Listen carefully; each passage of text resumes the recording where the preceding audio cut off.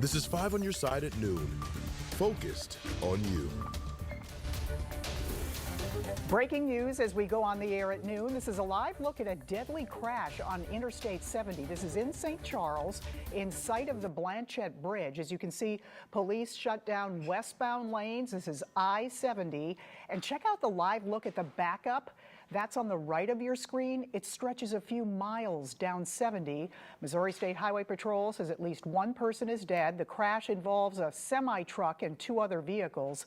It's unclear if anyone else is hurt right now. We have a crew on the way to the scene. We're working to learn more. We'll bring you an update as soon as we know more.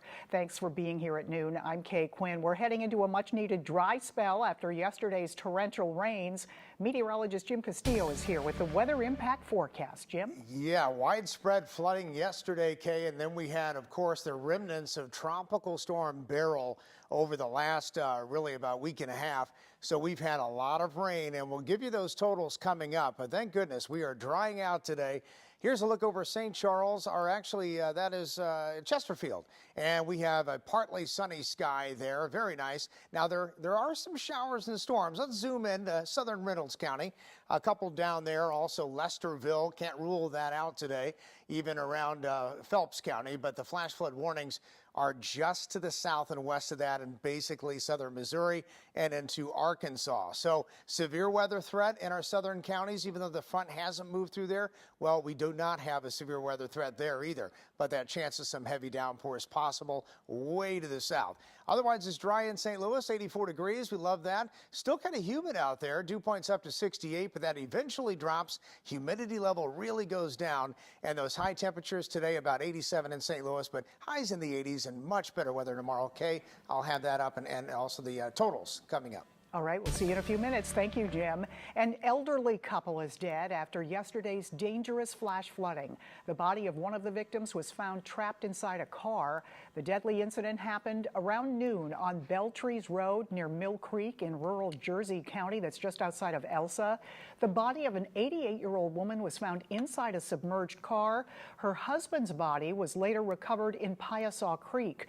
A witness says he saw the elderly man trying to swim in the swift current. Cleanup efforts underway after heavy rain overwhelmed the town of Nashville, Illinois, and the reservoir there. It sent water spilling over the dam and overwhelmed the secondary dam. Washington County officials evacuated about 200 homes and rescued several people from rushing floodwater. 5 on your side's Laura Barczewski has the story of one woman saved by boat. Every piece of furniture that you see in here floating all over the place. And it was, you know, and that's the thing is, like, you think about how heavy this right here is. A pull-out couch. Erica Eaton says she was at her family's shed near the Nashville Reservoir working to fix up her RV when the rain came pouring down. At first, she didn't think anything of it. And then I decided I was going to take a little nap. I wake up at about 8:15 and there is water up to my ankles. In a matter of seconds, the water was up to her calves. And when she realized she wasn't going to be able to make it out on her own with her 2 dogs and cat, she called 911. So about 20 minutes after I was on the call, the water had gone from just below my calf to above my waist.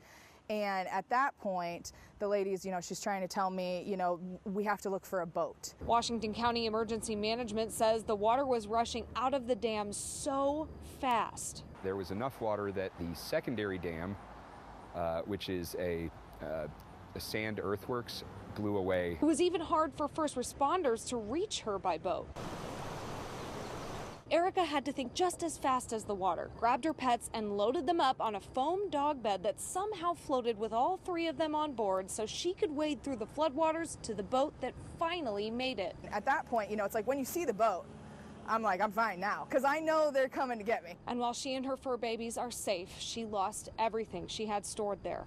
These are the things that have like all my photos and memories and all that kind of, it's just all wet. She was just one of the hundreds of people who had to escape the flash flood. I think the community is very strong. I love the volunteers that we have in this community. And without them, Erica says she wouldn't have made it out. That was one of those moments where you know this is where people die. Laura Barczewski, 5 on your side. Hours after all that severe weather, St. Clair County declared a disaster. It hopes to get resources from state and federal governments. This all comes as first responders spent yesterday as we've told you, rescuing dozens of people. The Mascoutah Police Department staged multiple water rescues, one on State Route 161. A vehicle was almost submerged. After the rescue, the driver says he regrets going through the flooded road. After driving through it, my car started to stumble a bit and then just turned off. And then water started seeping in through like the door cracks. And after that, I called my insurance company and had them take care of it from there. Right now, local emergency management directors are warning some roads may still be closed due to high water. Gunfire rings out in the middle of the night in Old North St. Louis, leaving a man dead in the middle of a White Castle parking lot.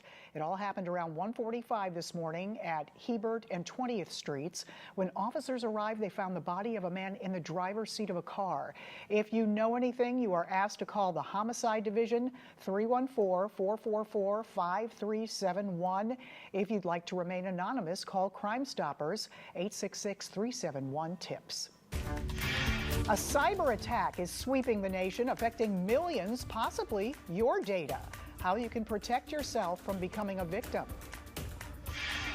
Day 3 of the Republican National Convention gets underway today. A breakdown on what you can expect from tonight's keynote speaker and former President Trump's running mate, J.D. Vance.